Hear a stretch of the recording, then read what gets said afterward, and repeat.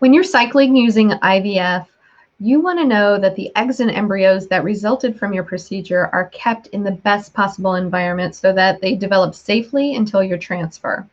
And today on Lunchtime Live at the Center, our lab director, Dr. Alison Bartolucci, is here to talk about the environmental impact on embryo development, as well as how we safeguard your precious embryos. Dr. Bartolucci, welcome back.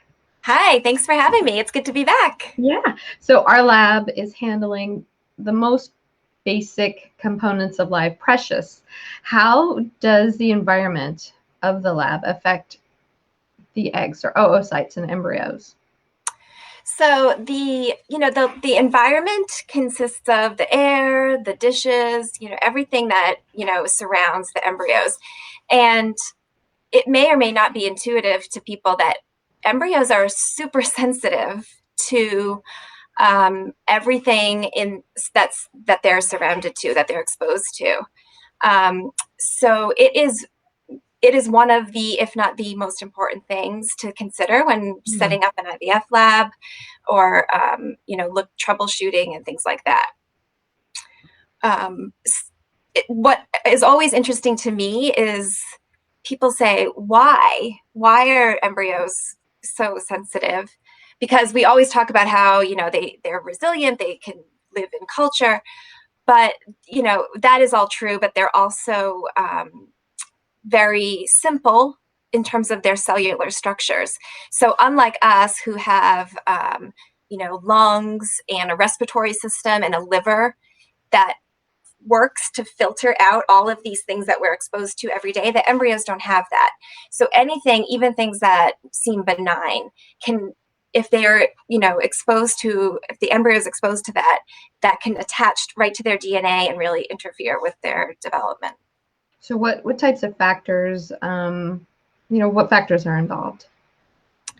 So there's pretty much everything and anything that you think about, but the environmental factors that we're the most concerned about are what are called volatile organic compounds, or VOCs.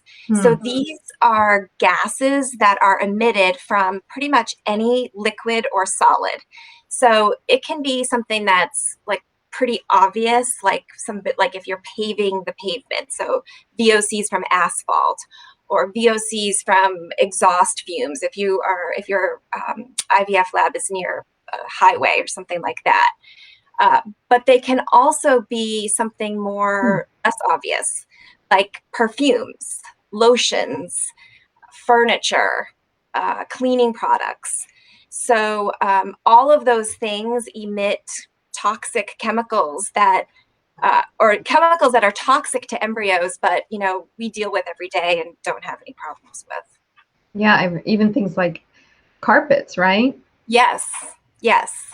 So we have succeeded in making everyone here at the center very paranoid, and that mission accomplished, because no one wears perfume.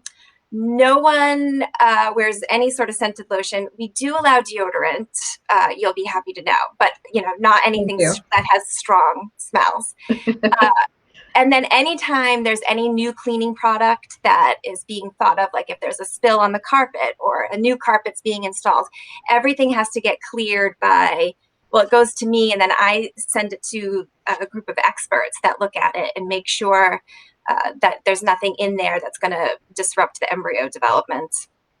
And if all of those things are mostly coming from the outside, we do so much where, like you said, do we also require, is it important for the patients who are coming in for the procedures to also be doing certain things, not wearing perfumes and things of that sort? Yeah, we make sure that every, visitor or patient that comes in is reminded of our fragrance-free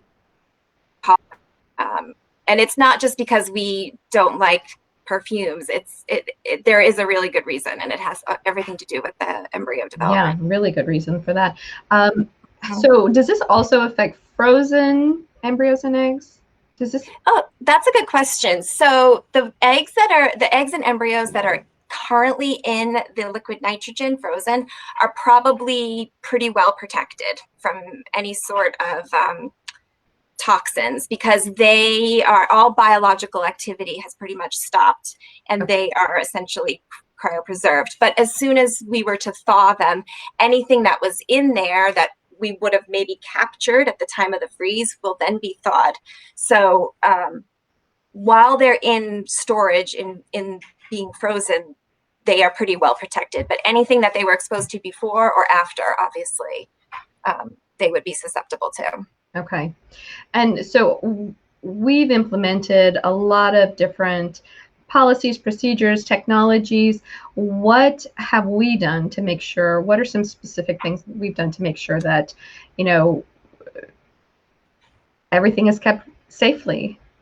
So this is the most exciting thing. I mean, we basically, the question should be, what haven't we done? Because like I mentioned, we are very strict about what we allow in and out. We do what's called off-gassing, which means anything that comes into the lab or anything that gets delivered or anything new. Like if you all know what a new car smells like. Stuff smells when it's new. So anything that comes into the lab or gets delivered gets taken out of its outer packaging and just sits to off gas. And basically it just airs out before it comes in.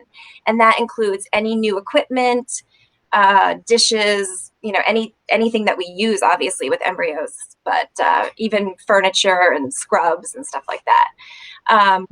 We also have, our lab operates on what's called positive pressure. So if you think about it, the air pressure in the IVF lab is slightly higher than it is everywhere else. And that is so that the air flows from the lab out rather than in. So it makes things harder to get into by, osmosis or diffusion, because it's going in the opposite direction. But the most exciting thing that we have, the thing that puts us above or sets us apart from most other IVF labs, is we have this air handling system that was designed specifically for IVF labs. And when we moved here in 2015, we decided that this was something that was very important to us. And we hired a famous, in the field, famous consultant, and decided to invest in this technology. So this is called Life Air, and it is part of the HVAC, or air handling system. And what it does is it is a series of UV lights, and the air that before it comes into the IVF lab, it is essentially scrubbed clean. So it comes through, and anything that's in there that's like a particulate, VOC, anything biological like a mold or anything like that, gets irradiated, and then it just dissipates. So by the time it comes out of the vent in the IVF lab, it is scrubbed clean. So much so that her name's Antonia Gilligan. And if you're not an embryologist, you have no idea who she is, but she is super famous. And she, like I said, she helped us with the design, but she also then, when it was done, she tested the air in the lab. And she said that it was the cleanest air that she had ever tested in an IVF lab. And she comes back every couple years just to check to make sure we still have that status. And sure enough, we do. So it's something we are very proud of, and I think it's reflected in our success as well. So before 2015, we had something different. So how has it impacted embryo development? You've actually seen research that shows this. Yeah, I mean, it's hard. It's hard because there's always improvements in everything.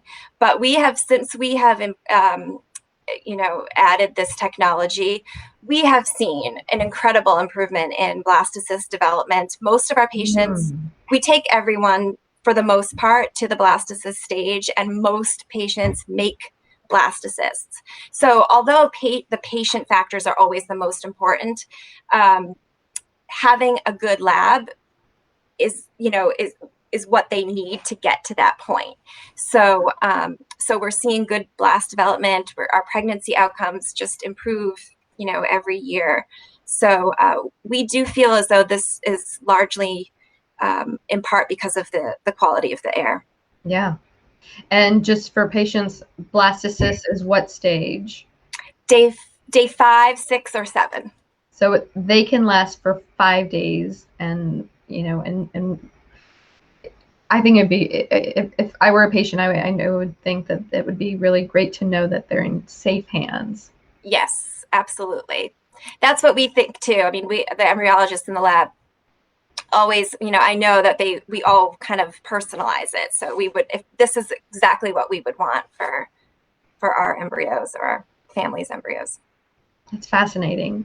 I mean, the technology is so impressive. It is. And it's great that, again, patients can feel that they're in good hands. Absolutely. So, yeah. All right. Well, Dr. Bartolucci, it's always a pleasure speaking with you. And next week, we will be back for another Lunchtime Live. And if you're catching the replay here, feel free to comment or ask a question, and we'll be sure to respond probably in the comments section. So see you next week, and have a great day. Thank you.